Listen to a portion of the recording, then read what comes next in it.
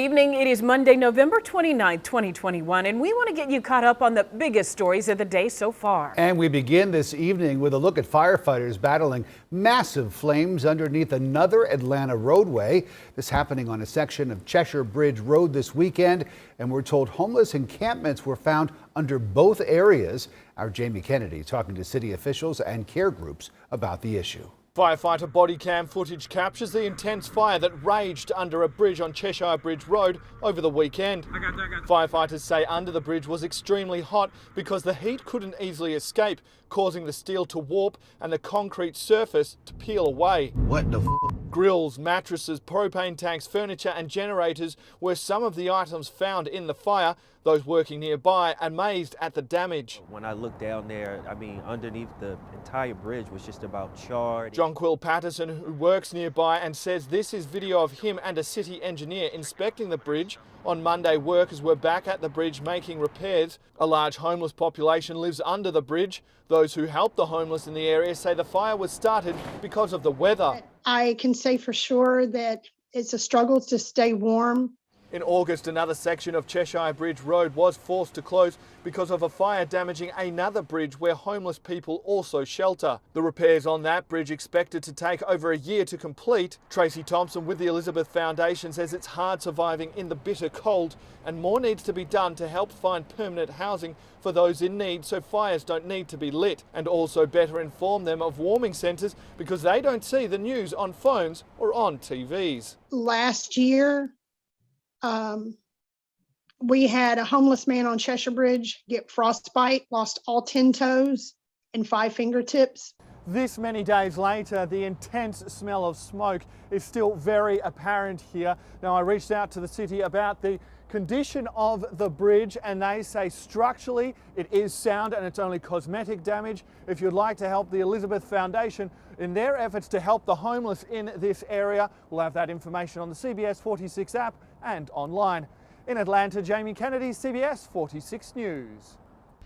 Tonight, the nation is on high alert as a newly discovered COVID-19 strain spreads right ahead of the holidays. Well, President Biden addressed the Omicron variant after meeting with his COVID response team today. This variant is a cause for concern, not a cause for panic.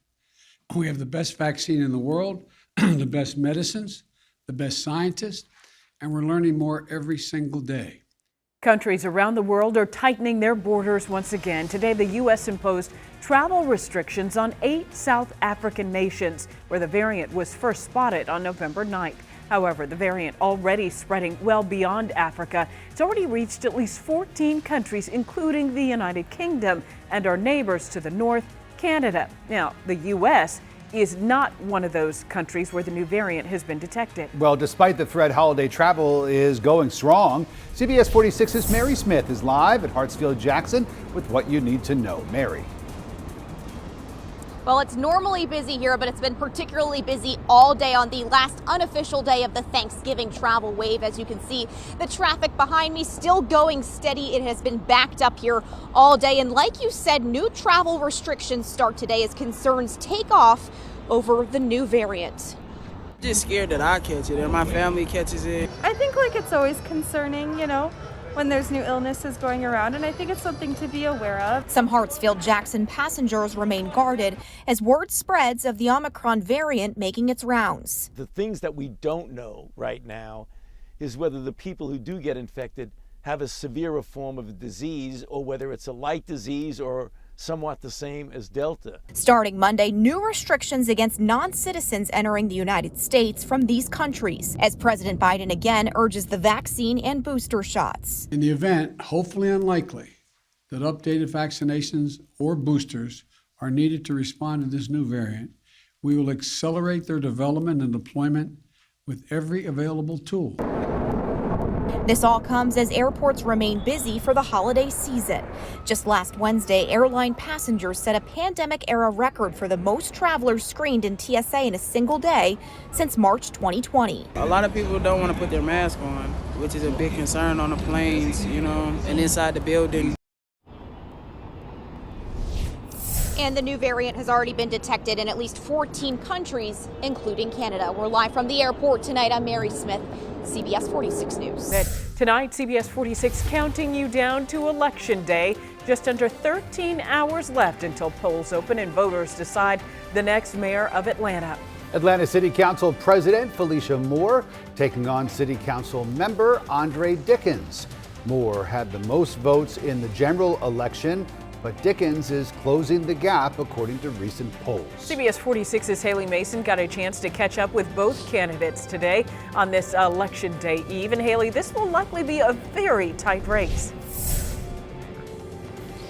Tracy, it will be a very tight race, and unfortunately, officials are not expecting a very high turnout. We know just about 25% of Fulton County voters voted in the general election, and election officials I'm talking to today are expecting even fewer to turn out tomorrow. But in talking to Felicia Moore and Andre Dickens, they tell me they're working all day and night to encourage voters to get out to the polls tomorrow.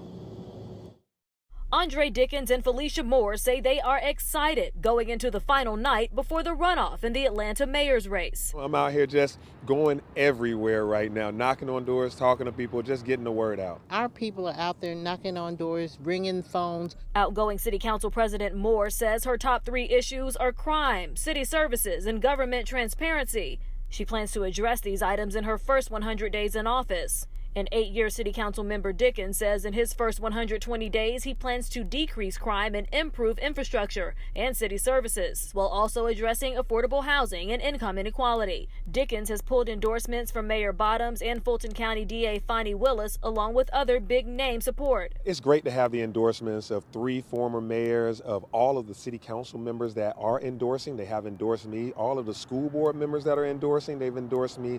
All of the county commissioners that are endorsing, they've endorsed me. Moore also gaining support of Judge Glenda Hatchett and DeKalb County Sheriff, along with state leaders. Well, the best endorsement I can get is that 41% of the voters who voted for me to go back to the polls. That's the endorsement that matters. But turnout has been an issue. The general election saw just over 36,200 people cast ballots. That's out of more than 846,000 registered voters in Fulton County.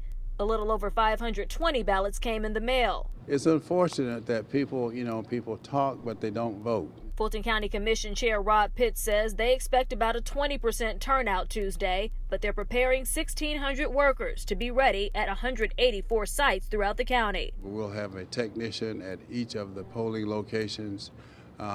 When people do not show up who said that they were going to show up, we have people on the bench ready to replace them. So I think that we're ready to go for tomorrow. And just to note, this is just one of the many races that are happening tomorrow. There are 3 different mayor's races happening in Fulton County, Fairburn mayor, South Fulton mayor, as well as the Atlanta mayor's race. You also have city council members and school board members running for office as well. So they're encouraging everyone to get out and vote. Reporting live outside the Fulton County Election Warehouse, Haley Mason, CBS 46 News. Haley, thank you. And speaking of one of those other races, voters will also choose the next City Council president. The candidates are Doug Shipman and Madeline Archibong. The winner replaces Felicia Moore. There are 6 other Atlanta City Council races on the ballot. We've got a full breakdown. Just head to our website, cbs46.com. Breaking news at this hour, the FBI now offering a reward for help in finding an armed robbery suspect. Alan Devlin at the Breaking News desk with this one. Alan? Tracy, this single suspect broke into a home, stole a car from that home, and then used that car to get to a bank where he held a teller at gunpoint. Police right now and the FBI want this person caught. On November 22nd, 2021, about a week ago, at about 9:18 a.m., one suspect entered the Robbins Financial Credit Union on North Houston Road with a pistol and demanded money from the tellers. During the incident, the suspect fired the pistol, striking the teller, and then just 4 minutes before he robbed the bank, the same suspect is believed to have committed a home invasion at 106 West Imperial Circle, entering the home with a pistol and stealing a vehicle, driving that vehicle to the Robbins Financial Credit Union. The car, a silver Nissan Sentra, was later located at the Lake Vista apartment complex located at 206 North Lake Drive. Right now, police releasing these pictures you just got to see there with the hopes that somebody will help them catch this man or find where he's at right now. The Breaking News Desk, I'm Alan Devlin. Back to you. Alan, thanks. Tonight, Roswell firefighters are working to learn the cause of an apartment fire They say around 1 o'clock this afternoon, firefighters rushed into the building to clear everyone out. This is near Teal Court. Several units were destroyed. Nobody was hurt. Crews are investigating. Clayton County Sheriff Victor Hill went before a federal judge this afternoon. Hill was granted the hearing to dismiss a federal indictment that he violated the civil rights of detainees. CBS 46's Yasmina Alston has the story. A sketch shows Clayton County Sheriff Victor Hill inside of a federal courtroom Monday. Hill went before a judge to try and dismiss a federal indictment from earlier this year. That indictment says the sheriff violated the civil rights of detainees in the Clayton County Jail.